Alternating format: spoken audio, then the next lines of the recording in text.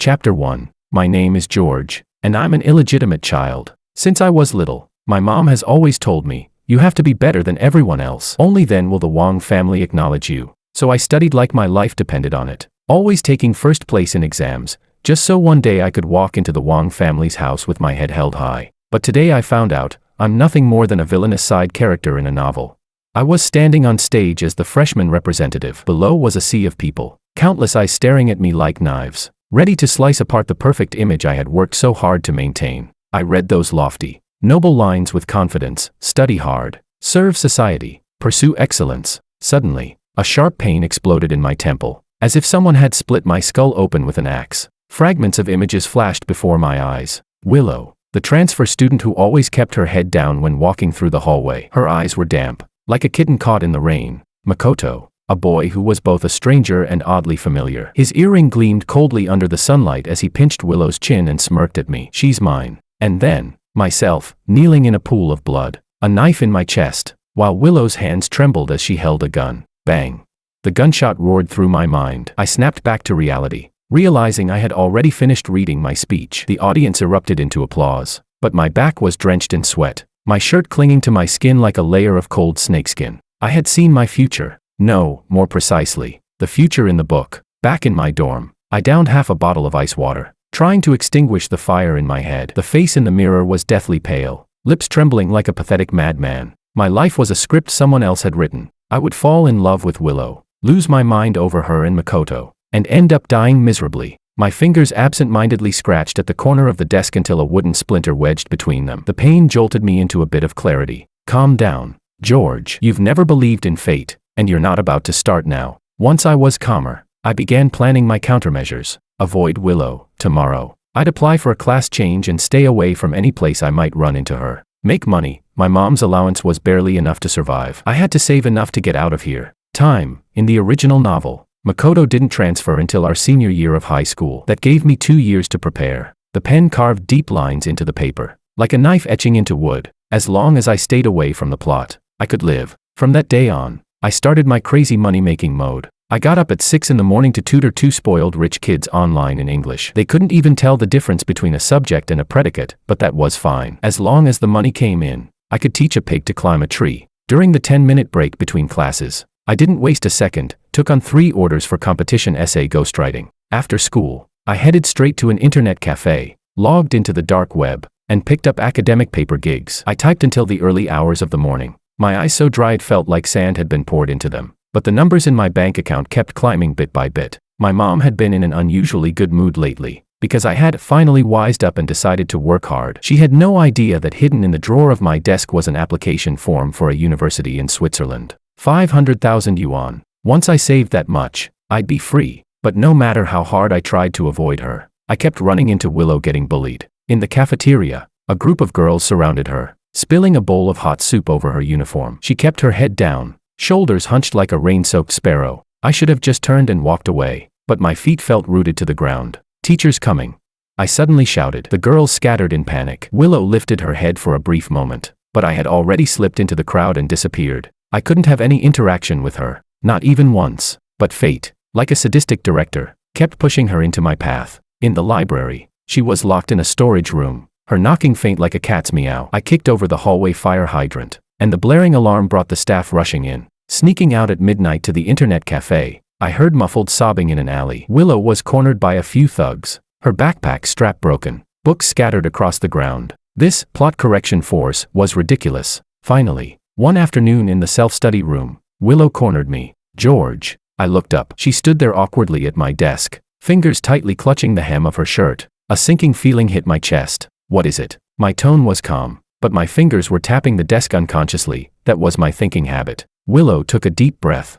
pulled an envelope from her pocket, and pushed it toward me. I want to hire you to tutor me. My eyes fell on the envelope. Through the semi-transparent paper, I could see a thin stack of bills inside, clearly money she had been saving for a long time. Now, because of my side hustle, I had somehow drawn the female lead straight to me. Don't take it, I warned myself silently. In the book's original storyline, Willow and I would inevitably get entangled, leading to mutual destruction. I had only just woken up to the truth and was planning to save enough money to run far away. This was no time to invite trouble. Sorry, I don't take on long-term tutoring. I closed my book, my tone detached. If you need last-minute exam prep materials, I can provide them, charged per subject. Willow didn't back down. I know you've helped a lot of people. Her voice was quiet but firm. Their grades improved because of you. My fingers paused mid-tap. Willow lifted her head, her gaze carrying a kind of desperate determination as she said, I'm not like them. I have no way out. I had no words. Of course I knew she had no way out. In the book, after failing her college entrance exam, Willow Lu was completely abandoned by the Lu family, forced to work in a bar, and eventually picked up by the young heir of a crime syndicate, thus beginning a tragic romance. And I, as the future villainous boss, would eventually barge into their story, using every method possible to take her away, which would end in total ruin for all three of us. But what if I helped her now? The thought came suddenly. If I couldn't avoid it, maybe I should do the opposite. If Willow never ended up working in a bar, she'd never meet the mafia heir Makoto, and naturally, she wouldn't get caught in that twisted romance plot. Then maybe I could completely escape the fate of being the villain boss. I took a deep breath, adjusted my glasses, and stepped toward Willow. Let's gamble. After all, once I graduate high school, I'm disappearing for good. I stared at Willow for a few seconds, then suddenly smiled. You know my rates.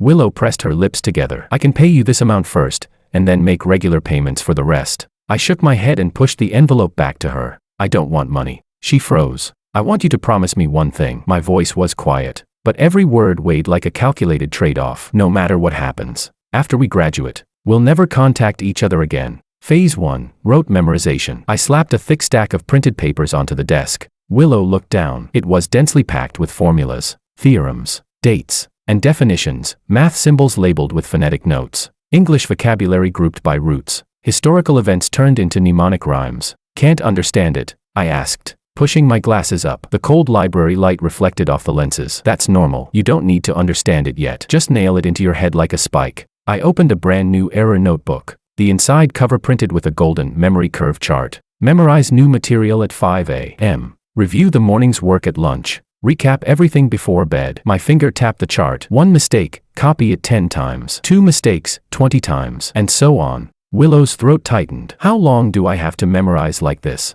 Until you can write it out with your left hand from memory. I pulled out a fountain pen and handed it to her. From now on, your hands only do 3 things: write, memorize, and eat. By the first week, Willow's wrists were swollen like steamed buns. By the second, she was dreaming of dancing math symbols. By the third month, she could handle my sudden pop quizzes, spitting out textbook content at an impressive speed. Phase 2, understanding and application. I slid over a thick pile of handwritten notes. You've got bricks in your head now. Time to learn how to build a wall. The first time she solved a derivative problem on her own, her eyes lit up like stars. Mr. Wang, I did it. The moment our eyes met, it hit me like lightning. In the original novel, the first time George fell for the heroine was when he saw her stubborn determination while studying. That night, I calmed my head by grinding through 3 full SAT practice tests. Why do you take on so much work? One late night, Willow finally asked as she watched me answering 5 ghostwriting emails at once. The monitor's blue glow reflected my stiff smile. Saving money. For studying abroad. For staying alive. I regretted the words as soon as they left my mouth, but she only nodded, then suddenly grabbed my keyboard. From now on, I'll do the typing jobs for you. No payment. I watched her awkwardly peck at the keys, her eyelashes casting small shadows across her face. 3 months before the college entrance exam, Willow broke into the top 50 in the grade rankings. In the original story, this was when she had given up completely and was working at a convenience store, getting harassed by a drunk. But now, she clutched her report card and beamed at me. Mr. Wang, I can get into a top university. Sunlight poured through the library's glass window, coating her in gold. My hand instinctively moved toward my chest, where there should have been that heart-twisting pain the original George always felt when he saw the heroine smile. But all I felt was a warm sting, like frozen hands touching hot water. Not even close. I tossed her another set of practice tests. You're not sleeping until you finish these tonight. George, what are you thinking? Forget it, just treat it like taking care of a stray cat. Once she's done with the college entrance exam, I'll walk away without looking back. Chapter 2. Lu family doesn't keep freeloaders. My name is Willow Lu, and this was the first thing my father said to me on the first day I was brought back to the Lu household. He sat on a leather sofa, the cold light reflecting off his gold-rimmed glasses. My mother stood behind him, her manicured fingers, painted crimson, resting lightly on his shoulder. Father adjusted his glasses, his eyes behind the lenses assessing me like merchandise. Although Carolina is not our biological daughter, She scored 1550 on the SAT, has a level 10 piano certificate, and reached B2 level in French. Mother handed me a cup of tea. The bottom of the cup tapped against the glass coffee table with a crisp sound. This family plays no favorites. Resources will be given to the more outstanding one, whether they're related by blood or not. I gripped the strap of my faded canvas bag, my nails digging into the calluses of my palm. What a joke, to make a girl who grew up in the slums compete in overall quality against a fake heiress who had enjoyed 16 years of elite education. I'll work hard, I heard myself say. Lou mother handed me another sheet of paper. This is your admission letter to an elite private high school. Before you turn 18, we'll give you the best education. She paused. No matter how you wasted your life before, we're giving you a chance now. Lou father looked out toward the garden. Your mother is right. Hardship is not an excuse. When Carolina heard you were coming back, she fell into depression too, but she worked her way out of it. Carolina's eyes reddened right on cue. Dad, please don't. At once, father's expression softened. Of course, my little princess. Mother patted my shoulder, her red nails digging into the washed-out fabric of my school uniform. If you can't get into a university, we won't consider investing in you further once you're an adult. You'll leave the Lou family and fend for yourself. Failures don't deserve to stay in the Lou household. The bullying at the elite school was so childish it was almost laughable. My desk was always covered in graffiti. My textbooks often accidentally ended up in the toilet, but I had no time to care. In the storage room that served as my bedroom, I studied my midterm paper by the dim light of a desk lamp. The red score, 38, on the cover was like a slap to the face. To hell with overall quality. I spat out the taste of blood, my lips still stung from biting them earlier. In this family, grades were the only currency. Lou father had made it clear either stand out or get out. Talents? I'd never even touched a piano key. Social skills? Those debutantes looked at me like I was a rat crawling out of a sewer. All I had left was the path of studying. I had to go all in. I refused to be thrown away like garbage. And the person most likely to help me at this school was the famously gentle top student, George. Rumor had it that he patiently answered questions for anyone willing to pay, providing service with a smile. I pulled out the pocket money I'd saved over 3 months, a thin stack of bills, damp with sweat. That afternoon, in the old library, when I pushed open the door, a boy was standing with his back to me, arranging books on a shelf. White shirt, black trousers, sleeves rolled to his elbows, revealing lean forearms. George? I asked tentatively, the first time my grades made it into the top 50 in the year. George bought me Odin from the stall outside the school gates. Reward. He pushed the steaming paper cup toward me, and in the curling mist, I saw his eyes curve slightly behind the lenses. Keep it up. I bit into a fishball, stealing glances at his profile as he bent over his notebook, calculating. Lately, he'd been taking on more and more work, ghostwriting papers, building competition resumes for spoiled rich kids, even organizing academic materials for teachers. His notebook was always filled with meticulous income and expense tables, every entry accurate to the last decimal place. George, I finally couldn't hold it in. How much do you still need for your study abroad fund? His pen paused for a fraction of a second, but he didn't look up. A lot. Scholarship not enough? Nowhere near enough. He closed the ledger, then suddenly reached over and plucked a piece of seaweed stuck to the corner of my mouth. You've got food on your face. His fingertips were warm, brushing away like a dragonfly skimming the surface of water. My face burned instantly, and I ducked my head to gulp down more soup. The other day, I'd fallen asleep at my desk and woke up with his jacket draped over me, carrying the faint scent of cedar. Yesterday, while explaining a problem, his arm brushed my shoulder, only for him to jerk away as if shocked. Every time I thought there was something different between us, he would draw the line either by suddenly assigning double the homework or spending the entire day talking only about money, never about lessons. Maybe it was just me overthinking. Someone like him, clear, bright, untouchable, would never fall for a scarred wild girl like me. The library in May was stifling. I was wrestling with a calculus problem when my vision suddenly darkened. George pressed a cold can of Coke to my forehead. 10-minute break, he said, sitting across from me. His Adam's apple bobbed as he swallowed. You're improving quickly. Droplets slid down the can, forming a small circle on the desk. I stared at the movement of his throat, then noticed a red string peeking from beneath his collarbone. "What's that?" I asked. Reaching out without thinking, George jerked backward, the chair screeching across the floor. Heads turned in the self-study room as his face went cold as ice. "Don't touch it." My hand froze midair. "A talisman," he finally said stiffly. "Family superstition." It wasn't until later that I learned it was the Wang family's bloodline token. Every illegitimate child wore one, and only when acknowledged by the family could they take it off. A week before the college entrance exam, Carolina cornered me at the stairwell. "You think that broke boy can help you turn your life around?" Her freshly done crystal nails scraped across my collar. "Just wait, you'll never." "Never what?" I slapped her hand away. "If you're going to say it, finish it." She smiled suddenly, leaning close to whisper in my ear, "Never be worthy." The next day after school, 3 thugs blocked my way on the street. There was no hero to save me this time. Comminuted fracture of the right hand. The doctor said with a shake of his head, "You'll need at least 3 months of rest." Outside the consultation room, Lou's father was on the phone. "Send Carolina to the UK immediately."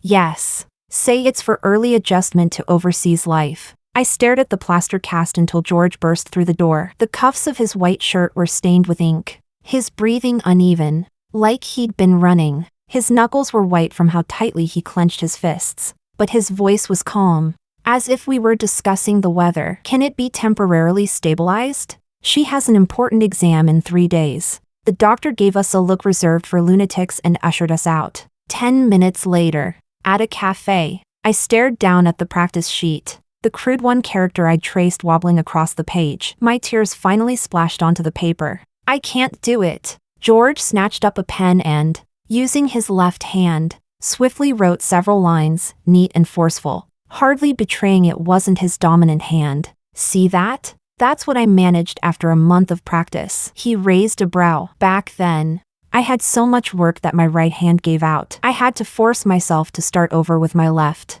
I stared at the writing, my throat tight. 3 days. Can I get like that? "In your dreams." George let out a short laugh. "If you can stop your left hand from shaking in 3 days, that'll be a miracle." He took my left wrist, his grip firm but not painful. "The point isn't making it pretty, it's making it possible. Your hand needs to be steady and strong enough to last through the test, or you'll be done halfway." He gently lifted my left hand, his fingertips measuring the pressure at my wrist bone. "It's like running a marathon, you need the most energy-efficient grip." As he spoke, he adjusted the position of my fingers. "This way, you'll last longer." He pulled out a blank answer sheet, gripped a pen in his left hand, and began shading in bubbles with rapid, fluid strokes. "In exams, you're used to writing answers on the test paper first, then copying them onto the answer sheet? Skip that step now." He tapped his temple. "Keep it in your head. Fill in the answer sheet directly. Less pen movement." "What about the big questions?" I asked. "Be concise," George said firmly. "For math and physics, write only the key formulas and the final result. For language and politics, hit the scoring points, don't write a single unnecessary word." He pulled out a practice test. "Your answering strategy needs to change." Flipping to another page, he revealed a flowchart marked in different colors. "Multiple choice, fill it in directly on the answer sheet. No rough work. Big questions, keep answers as short as a telegram." Pointing at his compiled scoring points collection, he explained, "Take this physics problem. If you write the key formula and the final answer, you'll get 80% of the points. But what about the essay? That's the toughest one." George narrowed his eyes. "A few hundred words, your left hand won't make it." So, he pulled out a piece of paper and swiftly wrote a short poem. "Write poetry, or classical Chinese prose." I gawked. "That's allowed?" "Worth a gamble." George shrugged. "Some teachers don't like it, but if it's on topic, you won't score low. Poems and classical prose are short, just a few dozen characters instead of forcing out 800. Here," he tossed me a booklet titled High-Scoring Exam Poems and Prose Examples. "Memorize the rhymes and common references in the next 2 days. Make something up on the spot in the exam." I took a deep breath, gripped the pen with my left hand, and the moment the tip touched paper, it skidded sideways. "Don't stop." George's voice was cold. "If your left hand gets tired, switch to your head, mentally rehearse the answering process. Once your hands rested, Pick up the pen again. His gaze was fixed on me. Remember, the goal isn't pretty handwriting, it's finishing the paper. You can't lose many points for messy writing. But if you miss scoring points, you're done. He pressed a thick-barreled pen into my hand. Thicker grip. Less effort. The night wind ruffled the fringe over his forehead. Without thinking, I asked, "You knew this would happen?" George's pen paused. "What?" "You knew I'd eventually." I lifted my plaster cast right hand. "Lose the use of my right hand?" His pupils shrank sharply. For a moment, I was almost certain he was hiding something huge. But in the next second, he was back to his unruffled self. 3 days is enough to make your left hand write something legible. On the first day, my left hand shook like I had Parkinson's. George cut the answer sheet into strips. "Practice shading bubbles. Keep your wrists suspended. Use your finger joints for force." On the second day, I could scrawl crooked formulas on scratch paper. He handed me a stack of past high-scoring exam essays featuring poems and classical prose. "Memorize 20 pieces. Mimic their style for your essay." By the third day at dawn, I'd fallen asleep at the coffee table, only to wake and find George holding my left hand. My fingertips smeared with ink. He was using a cotton swab dipped in alcohol to clean them, his eyelashes casting a fine shadow under the desk lamp. He suddenly let go, and the glass bottle rolled to the floor. "The sweat in your palm will affect the answer sheet scan." His voice was cold, almost like a different person. "Keep practicing." On the last night of special training, I was so exhausted I fell asleep at the desk, half dreaming, half awake. I felt someone gently push aside the hair falling over my forehead. "I'm sorry." George's voice was as soft as a sigh. I pretended to roll over, burying my face into the crook of my arm. I didn't want him to see the redness in my eyes. His fingertips hovered at my hair for a long while before slowly pulling away. On the day of the college entrance exam, I wore short sleeves on purpose, letting the plaster cast show in front of the media cameras. "Student!" A reporter chased after me, holding a microphone. "Are you taking the exam despite your injury?" Facing the camera, I lifted my left hand solemnly. "With this hand, I'll write my name on the honor roll." My final score was over 60 points lower than expected. The day my admission letter arrived, the Liu family's villa erupted into chaos. "Civil engineering?" Liu father slammed the envelope onto the coffee table. "Do you know what Carolina is studying in the UK?" I ran my fingers over the university's golden embossed name. It was a good school, the kind George had suggested, though in an unpopular major. "Get in first, then transfer." He had told me at the time, life has more room for error than you think. But I could no longer find him. In the end, I dug up a text message from an unknown number on my phone. "Don't look for me. Make the most of your life." The timestamp was the moment the last subject of the exam had ended. In the end, he still chose to leave without saying goodbye, taking with him the tenderness he never voiced, and the feelings I never dared to speak. Chapter 3. Snow in Zurich falls quietly, nothing like the showy blizzards back home. I stood at the window of my apartment, watching flakes settle one by one over an unfamiliar street. 3 months now, and everything here was so clean it almost hurt to look at. No Wang family rules, no hysterical calls from my mother, and no damned book dictating my fate. I was free. She was free, too.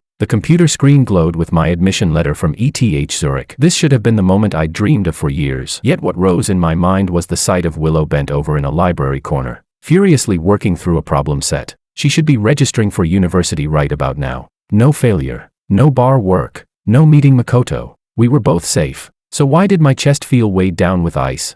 At 3 in the morning, I opened that encrypted folder again. The first photo was taken in secret, Willow asleep at a library desk, her cheek pressed to a math notebook, her eyelashes casting fine shadows under the desk lamp. That day, I should have woken her to keep studying, but instead, without thinking, I pressed the shutter, swiped forward, and every photo was the same kind of stolen moment. Her arriving in the rain for tutoring, hair dripping, smiling anyway, her eyes lighting up like stars the first time she solved a calculus problem. On exam day, her plaster-bound right hand clenched around her admission ticket, knuckles white. I should have turned back. I should have told her the truth. But I was afraid. I walked to the window and lit a cigarette, another bad habit I'd picked up since coming to Switzerland. The snow was still falling. I went out and bought a local SIM card, then dialed the number I could recite backward. "Hello." Her voice was still drowsy, soft, like a feather brushing against the eardrum. My whole body went tense. My Adam's apple bobbing several times before I managed to speak. It's me. There was a thump on the other end, like she'd fallen out of bed. Then the sound of quickened breathing. George, where are you? Listen to me first. I gripped the phone so tightly the metal edge bit into my palm. We're living inside a book. You're the heroine, and I'm the story's big villain. What? In the original plot, my voice tightened. You fail the college entrance exam, end up working in a bar, and then meet Makoto. Makoto? She cut in suddenly, her tone incredulous. You mean Makoto Ito, heir to the Ito group? There's not a soul in S-City who hasn't heard of him. I froze for a second. You know him.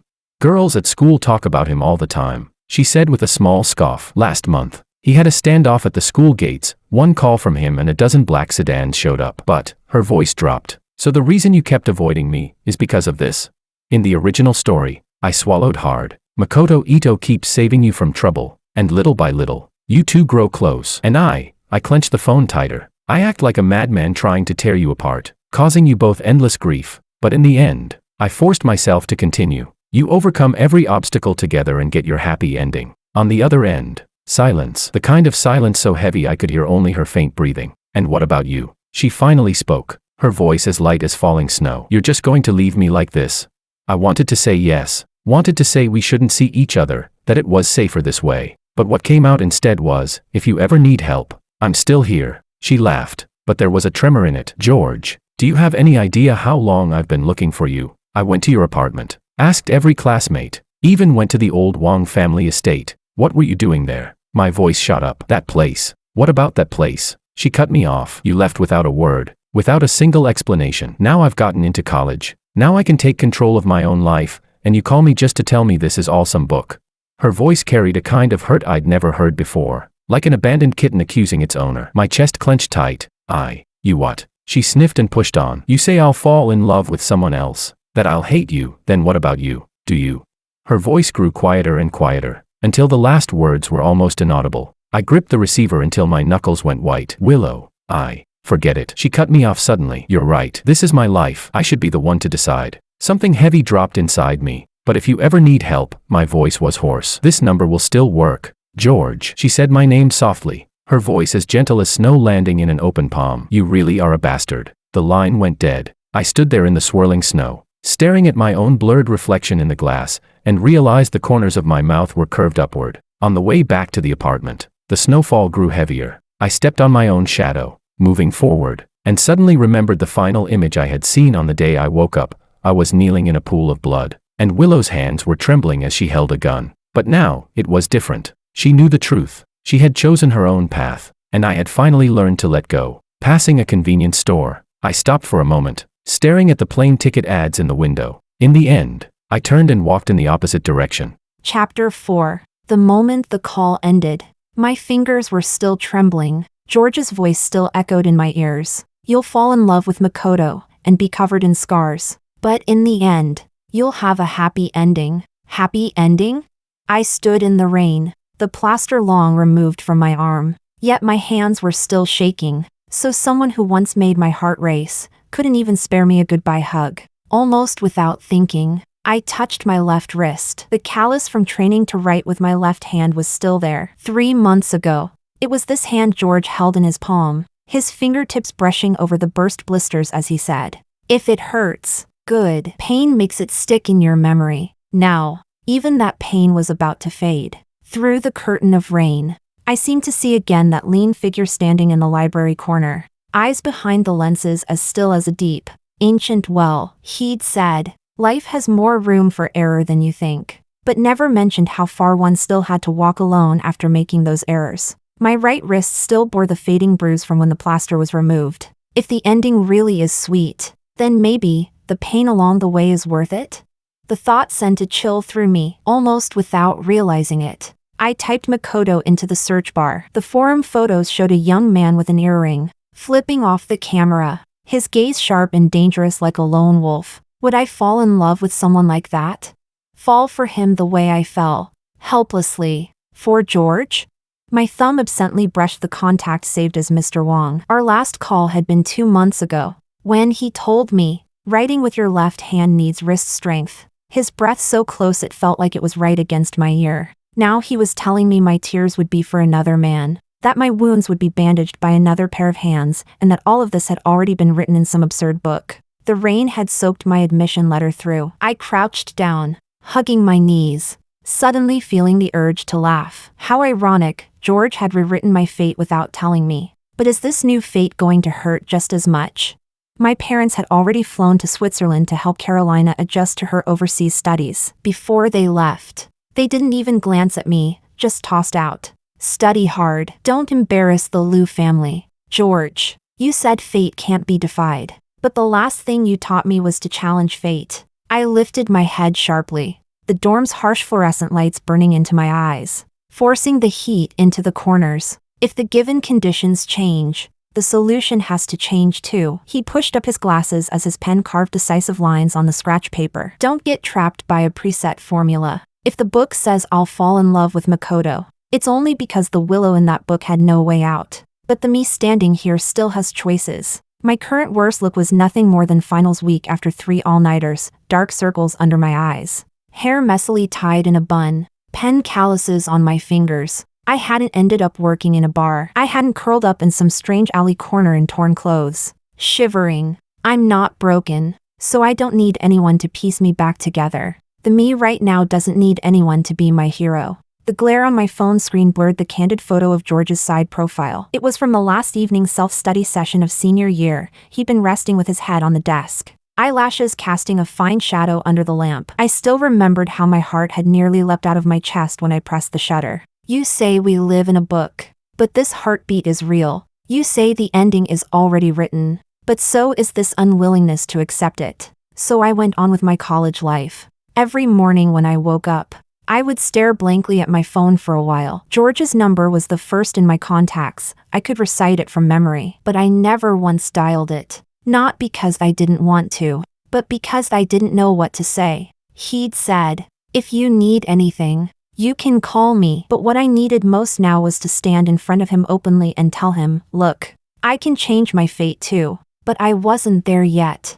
I set myself 3 rules. First, study hard. Second, work to earn money. Third, stay away from Makoto. Simple, right? If I could stick to these 3, I could prove I wasn't some pitiful girl who needed the male lead to save her. I found out the places Makoto often hung around: bars near the campus gate, a pool hall in the East District, and a racing club. I avoided all of them, until that Friday evening, when I was riding my little e-scooter to my part-time job at the convenience store. At an intersection, the light had just turned green when a black motorcycle roared past me. So fast! Before I could react, a car in the opposite lane suddenly swerved. The motorcycle slammed its brakes, tires screeching against the pavement. Bang! The bike lost control and crashed into the roadside guardrail. The rider was thrown into the air, his helmet rolling far away. 2 men got out of the car, cursing as they walked toward him. Trying to get yourself killed? Instinctively, I stopped, my heart pounding. The next second, the man on the ground suddenly rolled over, a flash of cold metal in his hand. A knife? No, a gun! The 2 men's faces drained of color. They turned and bolted. The rider slowly stood, clutching his left side, blood seeping through his fingers. He looked up, eyes locking directly on me through the flow of traffic. Dark pupils, sharp at the corners, and an earring glinting coldly in the sunset. "Makoto, don't, call 120. Take me to the West Side Clinic." His voice was hoarse, yet carried a ruthless authority that brooked no refusal. I'm just passing by," I stammered. "You saw me." His tone dropped lower. "If you don't want trouble, do as I say." I bit down hard and helped him onto my scooter. His blood soaked through the back of my uniform, scalding hot. That night, I came down with a fever. In my dreams, I was wearing a cheap backless dress, staggering down a dim hallway in a bar. The tray of sobering tea in my hands shook with every step. "New girl, go serve the young master." The floor manager shoved me forward. "Don't screw it up." The moment the private room door opened, a hand clamped hard around my throat. "Who sent you?"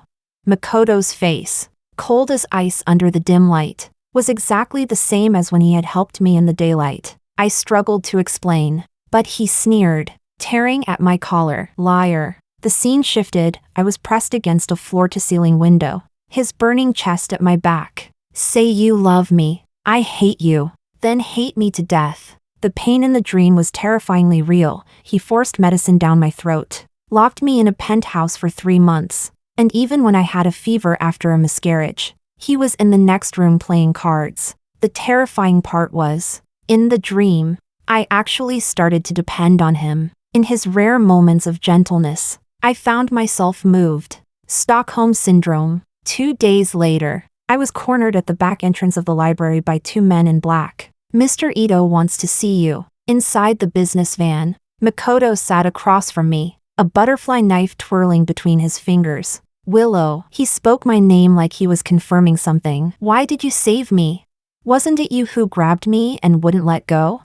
He suddenly leaned forward, the tip of his nose almost brushing mine. You're afraid of me, because you pointed a knife at me. But in your eyes, his gaze narrowed. There's more than fear. The flat side of the blade pressed against my cheek, cold as ice. It's like you're looking at someone you've known before, like we've met a long time ago. My heart skipped a beat. He noticed. Did he realize he didn't feel the same disgust toward me that he had for other women? The plot correction had begun. Makoto waited for me again outside the dorm, his black motorcycle gleaming coldly under the sun. I counted the steps down, each one heavier than the last. Where to today? He tossed me a helmet. New bar just opened? I took the helmet. The plastic strap still bore the crack from where he'd squeezed it yesterday. Last time I'd said I didn't like noise, he'd smashed half a bar on the spot. Those shards of glass had haunted my dreams for a whole week. Up to you. I softened my voice. Who were you talking to just now? Makoto's voice came through my phone. My roommate. Asking about homework. I stared at the moon outside the window. Do you want to check my call history? There was a pause on the other end. No need. He hung up. But I knew tomorrow one of his guys would just happen to bump into my roommate. Steam fogged the bathroom mirror. I traced SOS with my finger, then wiped it away just as quickly. The nth time Makoto brought up studying abroad in the UK. I was idly poking my steak with a fork. London's much more fun than here. He cut his portion and slid it toward me. I'll take you to a real nightclub. I glanced at the scar on his knuckles, a souvenir from last week when he beat up the president of our club. Meat juice seeped into the rice, red as blood. My dad won't agree, I said softly, unless I go to the UK with them over winter break to visit my sister. Makoto's eyes lit up, the tip of his knife screeching against the plate. Smart. He leaned in, the scent of cologne and tobacco wrapping around me. Once you're in London, I'll pick you up. Then you'll be truly free. Next, he would lock me away, then hurt me, just like in the dream, using pain to prove love. I clenched my phone, and in that moment, everything became painfully clear. No, I am not going down that path. I have my own life, the freedom George fought for me to have. Why should I be the kind of heroine who has to be half destroyed to get a happy ending? I dialed George's number. Hello? His voice was thick with sleep. George. I took a deep breath, my nails digging deep into my palm. I'm going to cut this damned plot off for good. There was a long silence on the other end. All I could hear was the violent thudding of my own heart. Are you sure? His voice was rough to the point of breaking. Once you start, there's no going back. I looked into the mirror at my own defiant eyes. From the day you started tutoring me, I never planned on turning back. On the other end of the line came the sound of papers rustling, and I could almost see him jotting notes at high speed, just as focused as when he used to tutor me. All right, he finally spoke, his voice steady again. I'll secure my footing at ETH as soon as possible, then get you an official academic exchange invitation. I'll find a way to handle the passport and visa on my side.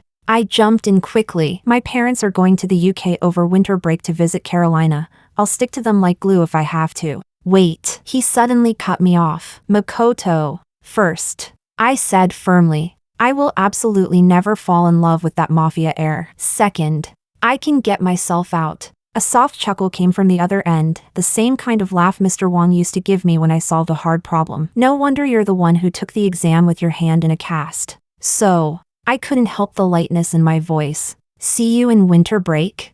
See you in winter break. His voice softened. Heroine. For the next few months, every Friday afternoon, I made sure to be at the high-speed rail station right on time. In my hand was a bag of imported fruit bought with my part-time wages. And on my face was a smile I had practiced for a week. Mom, I'm back. The moment the door opened, my waist bent into that familiar, habitual arc. Lu's mother sat on the sofa doing her nails, not even lifting her eyelids. I set the fruit gently on the coffee table. These are your favorite grapes. I waited half an hour in line to get them. Just leave them there. She finally spared me a sentence. I stood quietly at the side, like a robot awaiting orders. The pain of my nails digging into my palm kept me clear-headed, though my smile never faltered. In the kitchen, I tied on an apron and started cooking. The smoke stung my eyes red, but I couldn't wipe them. Last time Lu's father saw me wiping tears, he called me bad luck. Dad, please try this soup. At the dinner table, I carefully ladled a bowl for him. He took a sip and his brows furrowed. My heart shot straight into my throat. It's too salty. He set the bowl down. I'm sorry. I'll be more careful next time. I immediately lowered my head, my tone carrying just the right amount of apprehension. One night at 10, I finally returned to my tiny bedroom. The moment I collapsed on the bed, every muscle in my body loosened. My phone lit up. It was a message from George, invitation letter sent. I stared at the ceiling and suddenly burst out laughing until, without realizing it, the tears came. The next morning, I was once again the obedient daughter. Dad, let me massage your shoulders. I stood in the study doorway, my voice so soft it was as if I feared disturbing something. Lu's father didn't even look up, just gave a low ahem. I stepped forward quietly, pressing with a measured strength. I heard you won a scholarship? My hands paused for a split second before I pressed harder. Yes. Third prize. The judge was Professor Song. He said he really admires you. The corner of Lu's father's mouth lifted ever so slightly. I knew then, this performance was finally starting to see the light. On Christmas Day, I wore the pink dress Lu's mother had chosen for me and bowed in apology to Carolina over video call. Sorry, sister. I was immature back then. Carolina laughed on screen, her smile all sugary sweetness. But my eyes were fixed only on the wall calendar behind her, January 15th, the start of ETH's term. Come to Switzerland with us over winter break. Lu's father finally relented after the call ended. Apologize to your sister in person and put her mind at ease. I trembled with excitement, and this time, it wasn't an act. 3 months of bowing and scraping had finally bought me this ticket to freedom. On departure day, I played the perfect servant, carrying their bags, filling out forms, running errands. At security, Lu's mother suddenly tossed her coat at me. Hold this. I took it obediently, feeling the shape of the passport in the inner pocket. This real passport was what I had traded 3 months of dignity for. In the terminal, Lu's father glanced back at me. Don't embarrass us this time. I won't. I kept my head down, but couldn't stop the upward curve of my lips. 20 minutes before boarding, I stood in front of the airport restroom mirror, fingers trembling slightly. The girl in the mirror wore a Chanel set picked by Lu's mother, her hair neatly coiled, looking every bit the obedient rich daughter. But I knew, in 3 minutes, that image would shatter completely. I took a deep breath, locked the stall door, and yanked out my hairpins. My hair tumbled down as I pulled from my backpack a hoodie and jeans hidden in the lining. I changed in seconds, pulled on clear lens glasses and a mask, and stuffed the Chanel outfit into my bag, the whole process taking no more than 90 seconds. I'd practiced it countless times. Attention passengers bound for Zurich.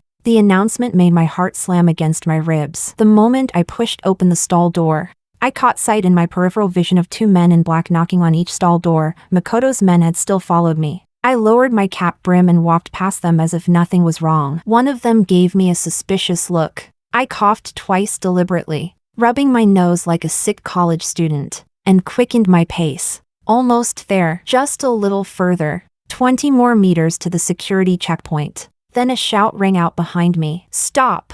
My whole body tensed, but I didn't look back. Instead, I quickened my steps, merging into the line. You, in the hoodie! Run! I bolted toward the security gate, whipping out the boarding pass I'd prepared in advance, slipping through to the other side of the scanner like a fish darting through water, and sprinted for the gate without looking back. Shouts and scuffling echoed behind me, but I was already charging down the jet bridge. A flight attendant stared at my breathless state. "Ma'am, are you?" "Motion sickness." I forced a pale smile. "Just wanted to sit down early." The moment the cabin door closed, I saw through the small window the black-clad men being stopped by ground staff. The plane's engines began to roar, and the runway lights blurred in the rain into a dazzling river of stars. I got out. I really got out. To run toward the man who was supposed to be the villain. I pressed my burning face against the cold cabin window and suddenly laughed. George must be pacing in circles at Zurich Airport right now. His glasses fogged up. He would scold me first for being too reckless, then secretly pull me into his arms with red-rimmed eyes. When the flight attendant brought me a blanket, I realized I was trembling, not from fear, but from a kind of shiver that came close to exhilaration. Would he lock me in a basement? Would he tie my hands with a necktie? Would he, like in the book, grip my chin and say, "You think you can escape?" I bit my lip and answered silently in my heart, "No, because I'm not the pitiful heroine waiting to be rescued. I'm Willow, the one who tore the script to shreds with my own hands." Chapter 5. The day I went to the airport to pick up Willow. It was snowing in Zurich. I paced back and forth at the arrivals gate. The cup of hot chocolate in my hand already replaced 3 times. I couldn't let Willow drink it cold. She stood at the baggage carousel, her hair wet from melted snow and sticking to her face, holding a faded backpack in her arms, exactly the same one she'd used in high school to carry her crammed school materials. My fingers tightened around the umbrella handle as I remembered the future from the book. I would fall in love with her, fail to win her, and eventually become the madman who imprisoned her. The electronic board showed her flight had landed 17 minutes ago. I counted the seconds until I saw the familiar figure pushing her luggage out. She looked thinner than in the video calls, her hair shorter, the tip of her nose flushed red from the cold. "Willow." I heard my own voice tighten as I handed her the paper cup, deliberately avoiding her fingertips. I remember everything that happens next. She suddenly set the hot chocolate down on the counter and tugged at my sleeve. "George, your hands are shaking." Snow outside the taxi window fell even heavier. She suddenly touched the back of my hand,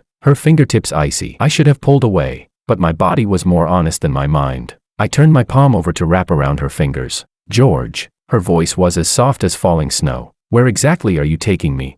The keys in my pocket felt hot. "The attic," I heard myself say, and then, "I'll move out." The bedsheets were her favorite pale blue, and the fridge was stocked with the food she loved. "You wouldn't dare." Her eyes went wide. That night, I insisted on laying the blanket out on the floor. She sat on the bed wrapped in a throw, nudged my shoulder with her toes. "Get up here." Moonlight traced the outline of her lashes. Nothing like the frail version of her in the book, the one imprisoned by Makoto. She was supposed to have been abandoned by the Liu family after failing her college entrance exam, meet the drugged mafia heir Makoto while working in a bar, and 5 years later, I would find her and take her away by crueler means. "Mr. Wang." Her voice carried a hint of temptation. "Are you afraid you'll become like you did in the book?"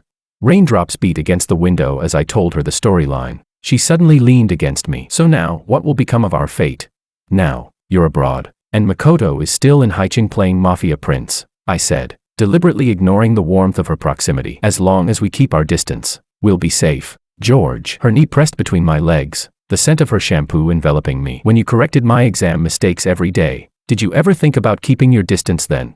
I grabbed her wrist and pinned it to the bed, my breathing ragged like I'd just run 10 kilometers. "Willow, in the book, the start of my descent into darkness was when I fell in love with you." "Wrong." She tilted her head and bit my Adam's apple. "You went dark because you didn't sleep with me sooner." Thunder exploded outside, lightning slicing through the blinds and casting flickering shadows along her collarbone. I suddenly realized that all my rationality and fear were melting away in her heat. The worries about turning dark, the anxieties about fate, all of it felt so insignificant in this moment. Her fingertips traced over the old scars on my back, as if to smooth away every wound of the past. "George," she panted, calling my full name. "Look at me." I looked into her eyes. There was no fear or hesitation, only pure trust and resolve. In that moment, I understood. There was never meant to be any imprisonment or force between us. Only two souls choosing to face fate together. I lowered my head and kissed her. "This time," I whispered, "we'll rewrite the ending together." On a spring evening, I was sitting by the window, debugging code. Willow was curled up on the sofa opposite, nibbling on an apple, her toes brushing against my thigh like a restless cat. "Mr. Wang." She suddenly leaned closer, the crisp sweetness of the apple brushing against my ear as she whispered softly, "Your ears are red." I closed my laptop. "The heating's too high." "Is that so?" Her fingertip touched my Adam's apple. "Then why is this burning too?" At 3 in the morning, I woke from a nightmare. In it, I was standing in the Wang family's old mansion, clutching Willow's hair and forcing her to watch the news of me marrying someone else. Another nightmare. Willow's voice came from behind me. At some point, she had woken up, her fingers gently combing through my sweat-damp hair. Moonlight streamed through the gap in the curtains, casting tiny specks of light across her collarbone. I suddenly caught her wrist. Do you know what I used to do every single night back in high school, after tutoring you? She blinked. I'd ask myself if I'd fallen in love with you. My voice was hoarse. If the answer was no, I could sleep peacefully. Willow burst into laughter. So how did you find out? In the 3rd month in Switzerland. I stared at the ceiling. One day while cooking instant noodles, I cracked in 2 soft-boiled eggs, because you love them. She swung a leg over my waist, her pajama neckline slipping to reveal a pale swath of skin. George, do you have any idea how dangerous your eyes look right now? Of course I knew. In the mirror, that man's eyes were bloodshot, like a starving wolf staring at its prey. In the story, I had watched Makoto carry a drunken Willow into a hotel with this exact gaze, through the surveillance feed. The book says, I caught her wandering hand, that I'd end up locking you in the Wang family's basement. Is that so? She bit my jaw, leaning in. Then hurry up. I haven't seen a $10 billion basement before. As I pinned her into the mattress, I suddenly remembered the rainy day that changed everything. After our high school graduation ceremony, I followed her from a distance under my umbrella, watching her crouch under a convenience store awning, eating a cold bun. I should have run over and taken her away right then. Distracted, Willow pinched my waist in annoyance. I silenced her chattering with a kiss, threading my fingers through hers and pressing them into the pillow. Her pulse beat under my palm, alive and burning. Willow, I breathed against her forehead. If I'd just, no ifs. Her legs tightened around my waist. This is the best storyline. Outside, snow fell soundlessly, while inside, wrapped in each other's heat, we tore apart the damned book of fate with our own hands. Chapter 6. On the night before Ecotech went public, it felt as if all the stars of New York had fallen into our suite. George stood before the floor-to-ceiling window, his tie half loosened, still clutching his speech draft and making endless edits. The sight reminded me of that boy from 8 years ago, helping me solve problems in the library. President Wang. I walked over and tapped my fingertip between his furrowed brows. If you keep frowning, you'll get wrinkles. He suddenly caught my hand, the wedding band on his ring finger pressing painfully into my palm. The promise that had started with a soda can pull tab was now replaced with platinum and diamonds. Willow. His voice was a little hoarse. Let's get married.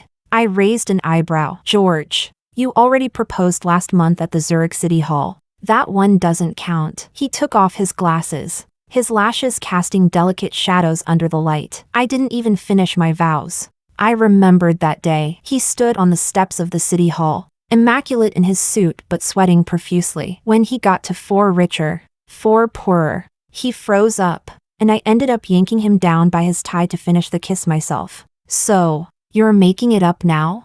I teased. The next second, the world spun. I was pinned against the glass. The lights of New York flowed behind us, and his kiss, restrained and tender as it had been for 8 years, was more passionate than ever. I've been afraid. His breath burned against my ear, afraid the plot would pull us back in, afraid that one day I'd turn into the madman who hurt you. I bit at his Adam's apple. And now you're not afraid?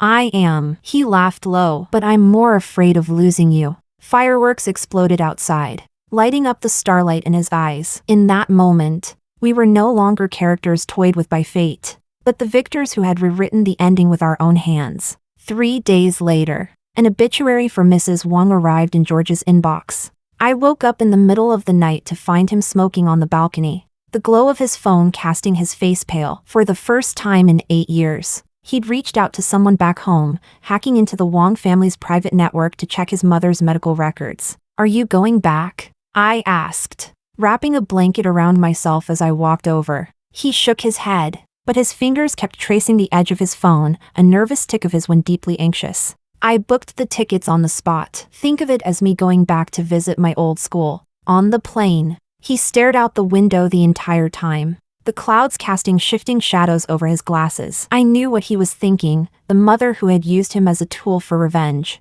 the nights she'd whipped him into practicing piano until his fingers bled, and the day he awakened to the truth and walked away without looking back. She spent her last 6 months looking for me. His fingers paused on the carved dates of life and death, just to make me come back to see her one last time. He hesitated, but her final words were, "Make sure the Wang family acknowledges you."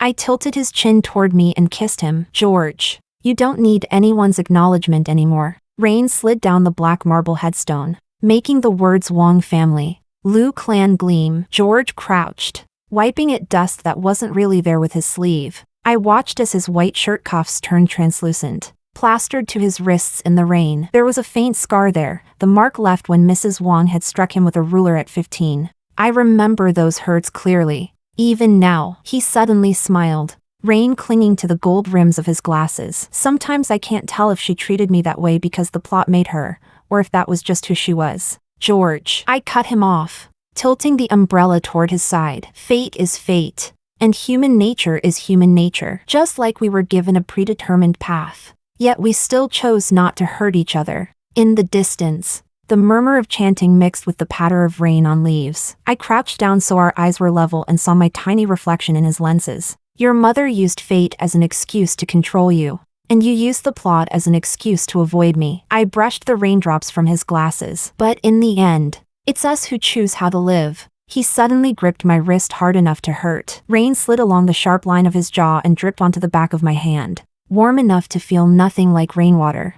Chapter 7. President Wang. Just got word. My assistant, who had been waiting outside the cemetery, walked up quickly and lowered his voice. Lu Technologies is holding an AI launch event at the convention center today, and their promotional materials use the core technology from our deep space project. Willow's fingers tightened slightly on the umbrella handle, producing a faint click. I took the tablet from him. On the screen was Carolina, the former fake heiress, speaking confidently on stage. She wore a white suit, her hair pulled back in a perfect chignon, and smiled toward the camera. Our GXIN system adopts the most advanced neural network algorithm. Neural network algorithm. Willow suddenly laughed. She can't even explain gradient descent. I swiped to the next page. Lu Technologies financing proposal. They plan to use our tech as a front to raise funds. Willow tilted the umbrella slightly toward me. You've confirmed it.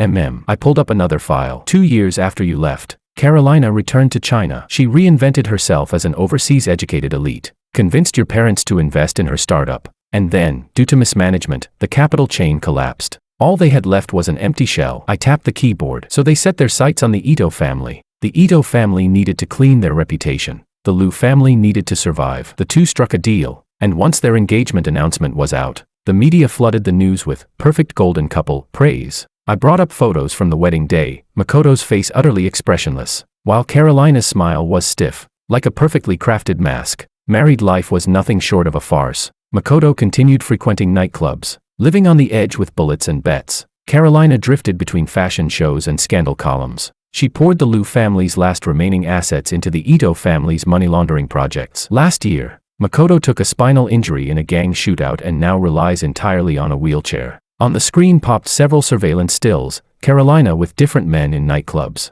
Makoto smashing a glass from his wheelchair. Willow watched silently for a moment before saying, "Emotional debts can be left unsettled, but money, that we settle." She looked up at me, her eyes glinting with something I hadn't seen in a long time. "Let's go take a look and call President Lee and the others along. We were meeting them this afternoon anyway." The lights in the convention center were blindingly bright. We stood in the control room on the second floor, looking down through the glass at the entire venue. Carolina was on stage, speaking with passionate conviction, a meticulously produced promo video playing on the giant screen behind her. The Lu parents sat in the front row, their smiles rigid, like two wax figures that had been hollowed out. After 5 years of dedicated research, Carolina's voice boomed through the speakers. "We have finally broken through the technological bottleneck." Willow gave a short laugh. 5 years. We only open-sourced that code 2 years ago. Suddenly, a stir rippled through the audience. Several well-dressed middle-aged men entered from the side door and headed straight for the VIP seats in the front row. A wave of whispers swept across the hall. These were the true giants of the domestic tech industry, the kind who would normally never show up at an event of this level. Carolina visibly froze, stumbling over 2 lines of her speech. Mr. Lu hurried to his feet to greet the newcomers, but one of the industry heavyweights waved him off. "No need for formalities. We're here to meet President Wang and President Lu." President Wang, President Lu. Carolina's smile began to crack. There must be some mistake. Just then, the giant screen went black for a second before flashing to life again, playing a video of Carolina draped over a man in a bar, laughing flirtatiously. The footage cut to surveillance of the Ito family's dealings with gang members, and finally to a side-by-side comparison of their company's back-end code with our open-source project, a 99.9% match. The venue erupted in chaos. When Willow and I stepped out of the control room, Carolina was pounding on the console, shouting, "Shut it off! Shut it off! Don't bother." Willow's voice wasn't loud, but it silenced the entire hall. The back end's in my hands now. She wore a black turtleneck that made her skin look even fairer. Her hair loosely pinned back, the picture of poise and elegance on her left ring finger. She wore her wedding band deliberately in full view. "Willow," Carolina screamed. "What are you doing?" Willow ignored her, walking straight to the podium. I followed. Taking the microphone a staffer handed me. "Ladies and gentlemen," my voice carried through the speakers. "Sorry to interrupt this," I glanced at Carolina. "Creativity showcase." A few chuckles rippled through the audience. "Regarding all the technology presented here by Lu Technologies today, I have 3 points to make." I projected the files from my phone onto the big screen. First, their so-called independent research is entirely copied from our open source project. Second, the $3 billion they're seeking in funding is actually meant to patch the losses from the Ito family's criminal operations. I paused, meeting the ashen face of Mr. Lu. Third, all of this evidence has already been handed over to the police. The hall went dead silent. Willow took the microphone. "As for my personal grudges with the Lu family," she glanced at her biological parents in the crowd. "Those were settled years ago. But impersonating our company to commit fraud? Absolutely not." Her voice was soft but sharp as a blade. "When it comes to money, I won't give up a single cent." Carolina lunged for the microphone but twisted her ankle in her high heels and went sprawling on stage. In his wheelchair, Makoto roared in fury, ordering his men to act. But they were already being restrained by the security team we'd planted in advance. "Willow," Makoto's voice was hoarse, almost guttural. "If you hadn't run away, I'd never have ended up like this."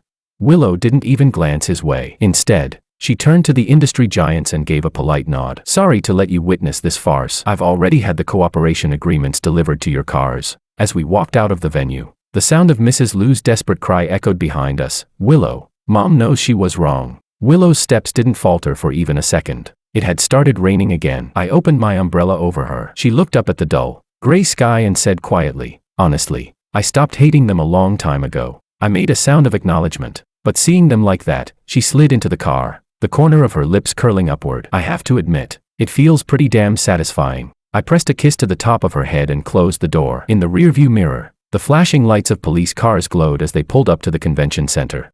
Chapter 8. The rain on the way to the airport came down in sheets, the wipers thrashing wildly against the windshield yet still unable to keep pace with the storm. I kept my eyes fixed on the rearview mirror, where a black SUV clung to us like a shadow, my nails digging deep into my palms. "Buckle up." George's voice was calm only on the surface, his right hand already reaching into the glove compartment for the stun gun. The next second, the world spun out of control. Bang! The impact slammed into us from the rear right, the whole car skidding sideways. The airbags exploded in a deafening pop, and my forehead smashed into the side window. The metallic taste of blood filled my nose instantly. The car door was yanked open, a masked man looming there, the black muzzle of his gun pointed squarely at me. "Miss Lu, the boss would like to see you." On the other side, George's hands were wrenched behind his back. His eyes burned red with fury, but the gun pressed to his temple kept him frozen in place. I barely caught his gaze before I was dragged into the waiting black SUV. As the door slammed shut, I caught a glimpse of him screaming my name, his voice torn apart by the rain. "Abandoned chemical plant." Cold water splashed over my face, the taste of rust seeping into my mouth. Makoto rolled toward me in his wheelchair, the empty space from his knees down hidden only by the loose sway of his pant legs in the wind. He removed his sunglasses, revealing eyes bloodshot and webbed like shattered glass.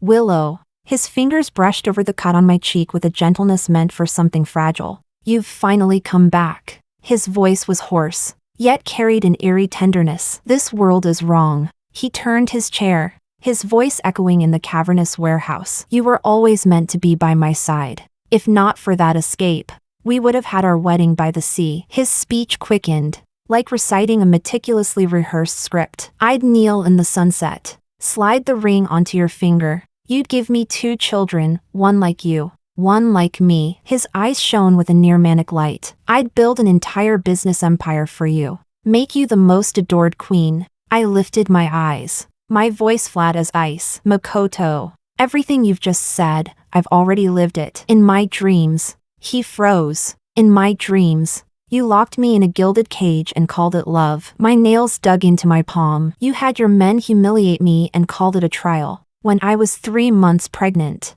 You pushed me down the stairs yourself. I stared into his contorting face. Blood ran down my legs. And you held me, saying, "Don't be afraid. We'll have another." The cold warehouse air swirled with the tang of rust. Makoto's face went pale, his lips trembling, his gaze eerily like that night in my dreams, the rainy night when I burned with fever after the miscarriage. And he crouched outside the bathroom door, begging me not to die. I could have been better. If only you had stayed with me. You're the only woman I could ever accept. His voice dropped lower, heavy with deranged obsession. That counterfeit is gone. The only woman at my side will be you. Looking at his madness, I felt a sudden, bitter laugh rise in my chest. Makoto, do you still not understand? Understand what? He slammed a hand against the wheelchair's armrest. We are destined to be together. Destined? I slowly rose to my feet, looking down at him. Then let me tell you what destined really means. It means me staying by your side, trading my pain for your happiness. My voice was soft, but each word was a blade. It means waiting endlessly for you to turn around, praying that someday you'd finally learn how to treat me with kindness. Makoto's pupils contracted sharply. I don't want to live every day in fear. I went on, constantly on edge, worrying that one wrong move will turn me into the cripple's nurse, changing your diapers for the rest of my life. Shut up, he roared, hysteria cracking his voice. I'd treat you well. I would. I've seen the ending in my dreams. I cut in softly. In the end, we do hide away on a quiet island, and you really do become the perfect husband. Makoto's eyes lit up. But do you know how much blood and pain those so-called happy endings cost? I lifted my wrist, showing him the bruises. Makoto, your version of love is breaking me apart, piecing me back together, then breaking me again, over and over, until I become the shape you want. No, this time is different. He shook his head violently, his wheelchair slamming against a metal rack. But I'm not clay. Makoto, I'm human. My voice was low, yet each word cut like a blade. I have flesh and blood. I can feel pain. I can feel fear. I won't choose you, because I've realized that without you, I can avoid all of this, and I can still be happy. You liar, he snarled, pulling out a dagger. You're mine. Without me, you're nothing. The blade pressed under my chin, warm blood sliding down its edge. You owe me a life. You owe me a child. You owe me our entire future. Come with me, or we die together. I looked straight into his eyes, my voice as cold as ice. Makoto, I don't owe you anything. What I owe myself is to live. He raised the dagger, and I closed my eyes. Bang! The warehouse doors exploded open, blinding light flooding in. George was the first through, armed SWAT officers right behind him. Willow! His voice held a panic I had never heard before. A flash of madness crossed Makoto's gaze. He suddenly pulled another knife from beneath his wheelchair and lunged at me. Then die. If I can't have you. Time seemed to freeze. I saw George move with incredible speed, his figure a blur in the dim warehouse. Look out!